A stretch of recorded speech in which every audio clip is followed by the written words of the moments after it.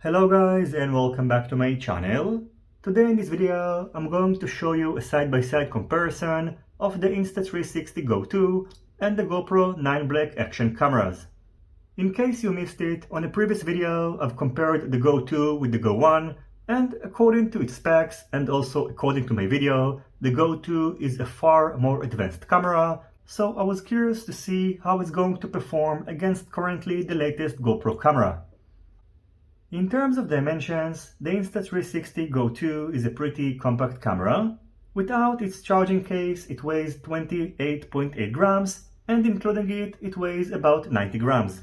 So it is of course much lighter than the GoPro 9, even after removing its battery, and about 10 grams heavier than the Go 1. In addition, in terms of specs, the Go 2 camera is capable of recording videos at up to 1440p 50 frames per second, which is much better than the Go 1, which is capable of recording videos at 1080p 30 frames per second, but it is still, of course, inferior than the GoPro 9, which can record videos at up to 4K 60 frames per second. As for video stabilization, which is especially important when mounting this little camera on a micro quadcopter, the stabilization on the Go 2 camera is done using the Insta360 Studio app in post-processing, whereas on the GoPro camera you need to enable the HyperSmooth feature, and once enabled you cannot disable this feature after the video is recorded.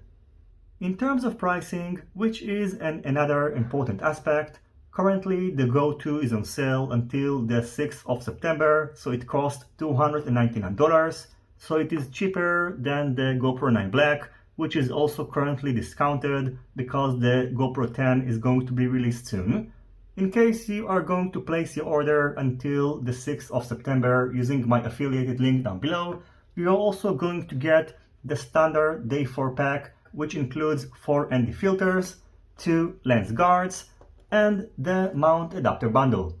So in case you were thinking about getting the Insta360 Go 2 camera, probably this is a pretty good opportunity.